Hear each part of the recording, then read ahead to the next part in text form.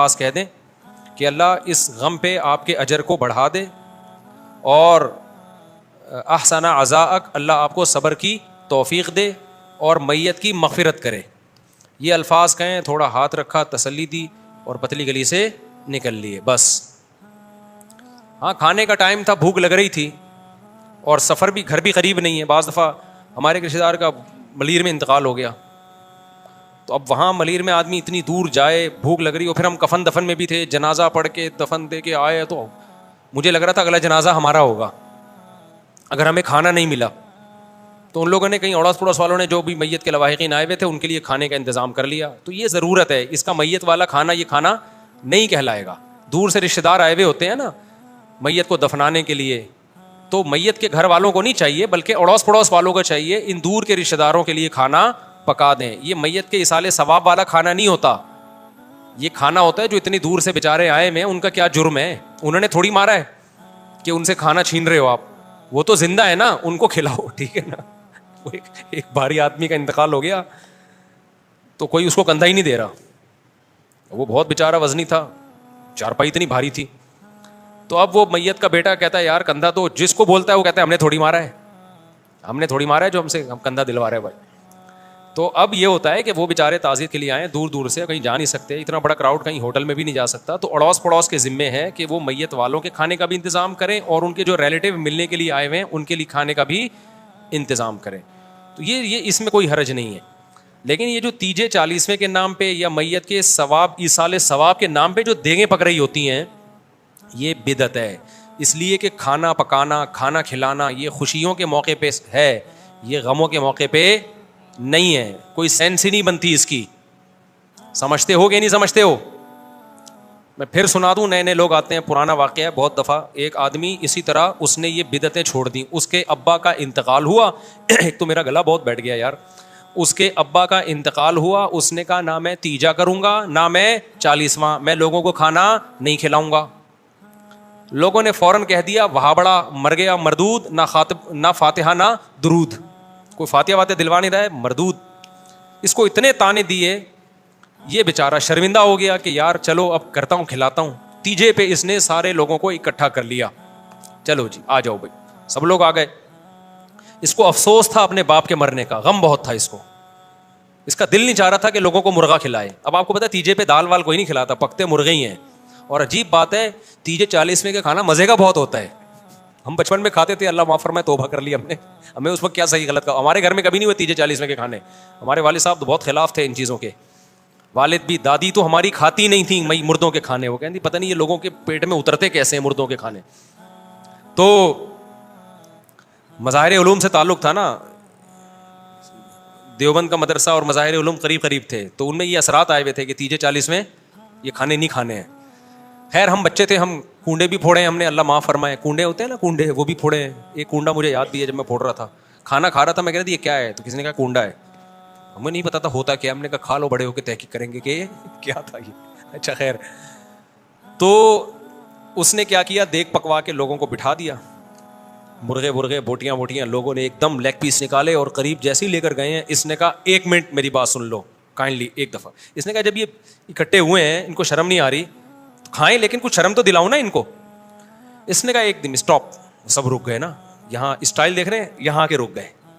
اس نے کہا بھائی دیکھو بات یہ ہے کہ میرے باپ کا انتقال ہو گیا، میں غم سے مرا جا رہا ہوں، خدا کی قسم میرے منہ میں خشک نوالا نہیں اتر رہا، اور تم لوگ میرے گھر میں مرغے کھانے کے لیے آئے ہو، تمہیں شرم نہیں آتی؟ چلو بسم اللہ کرو. دوبارہ ایک دفعہ میں یہ مزہ نہیں آتا، ایک دفعہ میں مزہ نہیں آتا. اس نے کہا میرے باپ کا انتقال ہو گیا ہے، غم سے میرے منہ میں خشک نوالا نہیں اتر رہا، اور تم لوگ میرے ہی گھر پہ مرغے کھانے کے لیے آ گئے ہو، تمہیں شرم نہیں آتی؟ چلو بسم اللہ کرو. لوگوں نے کہا کمبخت، تو نے ہمیں بسم اللہ کے قابل چھوڑا کہاں ہے. اس نے کہا کھلا رہے ہو تو آر تو دلاؤ نا. ہمارے حضرت مفتی رشید احمد صاحب رحمہ اللہ تعالیٰ فرمایا کرتے تھے پرانا زمانہ تھا، لوگوں کو غیرت آ گئی. اب اگر آپ کہیں نا تم میت کے گھر مردے کا کھانا کھانے آ گئے ہو، تمہیں شرم نہیں آتی؟ لوگ کہیں گے نہیں آتی، بسم اللہ کر کے پھر بھی کھائیں گے. حضرت فرمایا کرتے تھے اگر یہ ہاتھ لے جا کے بوٹی چھیننے کی کوشش کرے گا تو گوشت بوٹی کے ساتھ اس کا ہاتھ بھی چبا ڈالے گا, وہ ہاتھ بھی کھا جائے گا, چھوڑے گا نہیں. اس لیے میں بار بار کہتا ہوں اسلام میں کھانا پینا سنت نہیں ہے, روزے رکھنا سنت ہے. روزے رکھنے والے مارکیٹ سے کیا ہو رہے ہیں, شارٹ, منہ کو لگام ہی نہیں ہے. روزے رکھو, روزوں کی عادت ڈالو, صحت بھی اچھی ہوگی, کانفیڈنس پیدا ہوگا, خواہشات پہ غلبہ حاصل ہوگا. ہمارے نبی تو ایک ٹائم کھایا ایک ٹائم نہ کھا کھا کے جب روزے رکھو گے نا, یا کم کھاؤ گے تو اچھا کھاؤ گے, ہضم ہوگا.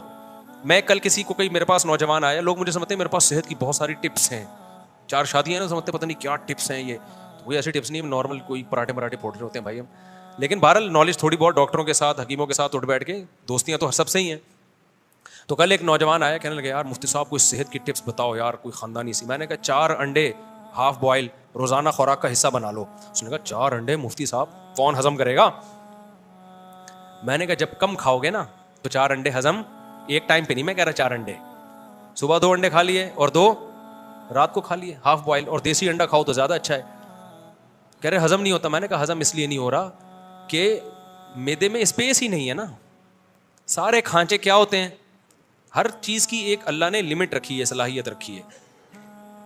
آپ غلط چیزیں اتنی کھا لیتے ہو کہ زیتون کا تیل ہضم کرنے کی اب صلاحیت نہیں رہتی, دیسی گھی ہضم کرنے کی صلاحیت نہیں رہتی, تو وہ کم کرو کھانا. پھر یہ دیکھو 4 انڈے ہضم ہو جائیں گے, بڑے آرام سے ہضم ہو جائیں گے. اور انڈا یعنی یوں سمجھو کہ ایسا خوراک کا خزانہ ہے نا انڈا, یعنی انڈے میں اتنی طاقت ہے, سب کچھ ہے انڈے کے اندر. یہ جو انڈا کھائے گا اس میں شاید کسی چیز کی کمی نہ ہو, اتنی چیزیں اللہ نے انڈے میں رکھی ہوئی ہیں. اور اس کو لوگ لفٹ بولو نہیں کراتے, کھاتے بھی انڈا گھوٹالا بنا کے, جب انڈے کی ایسی کی تیسی ہو جائے, بچے ہی کچھ نہیں, اس گھوٹالے بنا کے نا انڈا بھی کہتا بس کر یار تھوڑا کم گھوٹالا لگا. اس لیے ہاف بوائل یا ہاف فرائی بھی ہلکا, بلکہ تیل میں فرائی نہ کرو, تیل سے بڑا بیڑا غرق ہوتا ہے چیزوں کا. تو انڈا بہت زبردست چیز اللہ نے دی ہوئی ہے, غریب یعنی کوئی مہنگا بھی نہیں ہے, غریب بھی کھا سکتا ہے, اور اس میں بہت زیادہ اللہ نے طاقت قوت رکھی ہے. اس میں جو فیٹ ہے نا انڈے کی زردی میں, وہ صحت کے لیے نقصان دہ نہیں ہے. وہ فیٹ HDL ہے, اچھا والا کولیسٹرول ہے. پہلے ڈاکٹر منع کرتے تھے انڈے کی زردی نہ کھاؤ, تو انڈے کی زردی کھاؤ آپ, انڈے کھاؤ, زردی سفیدی دونوں چیزیں. پھر آپ ڈرائی فروٹ کھاؤ.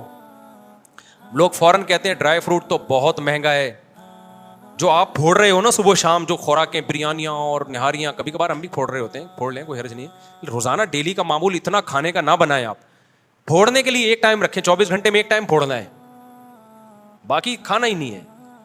باقی نہیں زیادہ کھائیں, یہ بہت نقصان دہ کھانا زیادہ. روٹی چاول جو بھر بھر کے پھوڑ رہے ہیں, بہت صحیح چلتا ہے آدمی. میں نے کل کھانا کھایا ہے 10 بجے, سمجھ رہے ہو, اور پھر ابھی تک نہیں کھایا. فٹ فاٹ چل رہا ہوں کہ نہیں چل رہا؟ کیا ہو گیا بھائی, آپ سمجھ رہے میں جھوٹ بول رہا ہوں؟ خدا کی قسم میں نے کل رات 10 بجے کھانا کھایا ہے, اچھا کھایا پیٹ بھر کے. اس کے بعد اب تک سے کھانا نہیں کھایا اب تک. آپ کو پھر کیا کھایا, چل کیسے رہے ہو؟ ابھی میں نے بیان سے پہلے میرا خیال ہے 4-5 کھجوریں کھائی ہیں, اور لیمن, اور جو میرا وہ نہیں دیسی شہد جو میں نے چھتے کا نکالا تھا اس کا شربت پیا ہے. فٹ فاٹ ہوں کہ نہیں, کوئی مجھے ویکنیس محسوس نہیں ہو رہی, کوئی بیان میں کمزوری محسوس نہیں ہو رہی. 1-1.5 گھنٹے کا بیان کر کے میں گھر گیا ہوں, تو اسی شربت کے 2 گھونٹ پی کے آیا ہوں میں.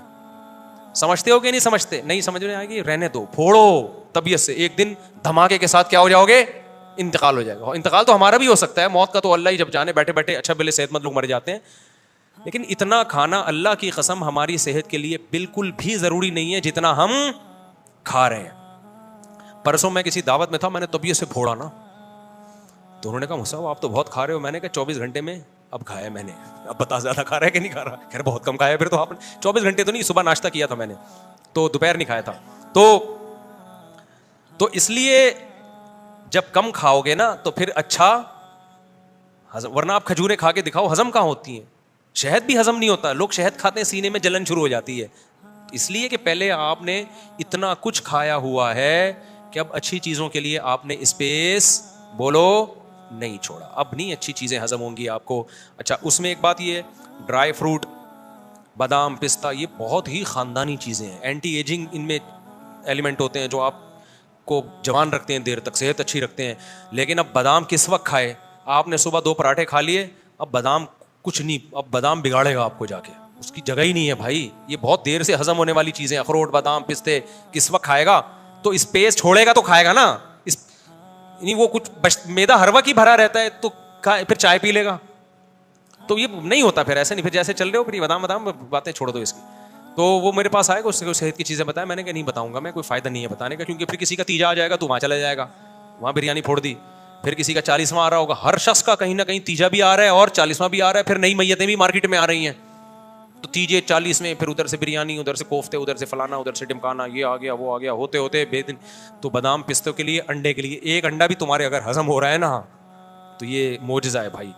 تو اس لیے جو انڈے منڈے زیادہ خوراک میں بڑھا دو اپنی, ٹھیک ہے نا, بہت بہت ہی بہترین چیز ہے انڈا. اسی طرح یہ خشک میوے, بادام, پستے اور یہ جو کاجو ماجو, یہ باقی چیزیں کم کرو, یہ چیزیں اپنی خوراک میں بڑھاؤ, بہت فٹ فاٹ رہو گے انشاءاللہ, وزن بھی نہیں بڑھے گا انسان. بات کیا چل رہی تھی, ہاں میں کہہ رہا تھا اصل میں روزہ رکھنا کیا ہے, سنت ہے. اور آج ہمارے ہاں کھانا سنت ہے, حلیم کی دیگوں کا کھانا, تیجے کا کھانا, 40ویں کا کھانا, پھر بارات کے کھانے, حالانکہ بارات کا کھانا نہیں, اسلام میں صرف ولیمے کا کھانا ہے, اور مختلف قسم کے کھانے, اتنے ربیع الاول کے حلوے, اتنے کچھ چل رہا ہے نا, اتنا کچھ چل رہا ہے. تو روزہ تو بیچارہ جو پیغمبر کی سنت تھی وہ کہیں کونے کھانچے میں اسلام کا وہ حکم رکھا ہوا ہے. سعودیہ میں نے دیکھا ہے لوگ پیر جمعرات کا روزہ رکھ رہے ہوتے ہیں, باقی تو رواج ہی نہیں ہے. تو روزہ رکھنے کی عادت ڈالو, 3-4 دن تکلیف ہوتی ہے, پھر یوز ٹو ہو جاتا ہے انسان. سمجھتے ہو کہ نہیں سمجھتے ہو. وہ ہمارے ایک دوست تھے, انہوں نے ایک مجھے ویڈیو دکھائی, ایک موٹا تازہ آدمی نا, وہ ہے بالکل اتنا بڑا, اس کو کہیں کمپنی میں مینجمنٹ کی جاب مل گئی. ابا کو آ کے خوشی خوشی کہتا ہے ابا میں مینیجر لگ گیا ہوں. ابا نے بولا تو اتنا سا منہ تو سنبھال نہیں سکتا, کنٹرول کر نہیں سکتا, 100 ملازمین کو کہاں سے کنٹرول کرے گا. وہ ہر وقت کھاتا رہتا تھا. یہ بات وہ دل پہ لے گیا, تو اس نے منہ پہ کر لیا کنٹرول. جب منہ پہ کنٹرول ہوا ہے تو باڈی کنٹرول. پھر دوسری تصویر دکھائی ایسا ہینڈسم, تو بتایا کہ شوگر اس نے 10 سال تک کے لیے ڈیلے کر دی ہے. ڈاکٹروں نے بتایا آپ کو تو شوگر ہونے والی تھی, اب 10 سال تک شوگر کا امکان. چشمہ اتر گیا, حیرت کی بات ہے, حالانکہ ڈاکٹر نہیں مانتے اس بات کو کہ چشمہ لگنے کے بعد اتر جاتا ہے, لیکن اس کا چشمہ اتر گیا, تو فٹ فاٹ ہو گیا. تو جب تک یہ جو منہ ہے نا اس کو کنٹرول نہیں کرو گے, کھانے پینے میں اٹرم پٹرم پھوڑتے جاؤ گے, اور مذہب کے اگر پھوڑنا ہے نا تو پھوڑو. آپ کہو گے ہم کھا رہے ہیں مفتی صاحب, آپ کو کیوں تکلیف ہو رہی ہے, آپ کھاؤ, مذہب کا لیبل خدا کے لیے بولو, مطلب 11ویں کا کھانا, 12ویں کا کھانا, تیجے کا کھانا, 40ویں کا کھانا. ہمارے نبی نے کہا نہ 11ویں کا کھانا, نہ 12ویں کا کھانا, نہ تیجے کا, نہ 40ویں کا. ہمارے نبی کے سنت میں ایک کھانا ملتا ہے ولیمہ, اور دوسرا کھانا افطاری اور سحری. اس کے علاوہ کیا ہے, سنت ہے روزہ, بس. تو فوکس آئندہ سے کس کو کرو گے, بولو, روزے کو. تو اور جب کوئی تیجا کرواؤ تو پھر تیجا کرواؤ آپ, لیکن اس اسٹائل سے. لوگوں کو بلاؤ, بٹھاؤ, دیگیں مرغیاں پکڑا دو, بولو ایک دم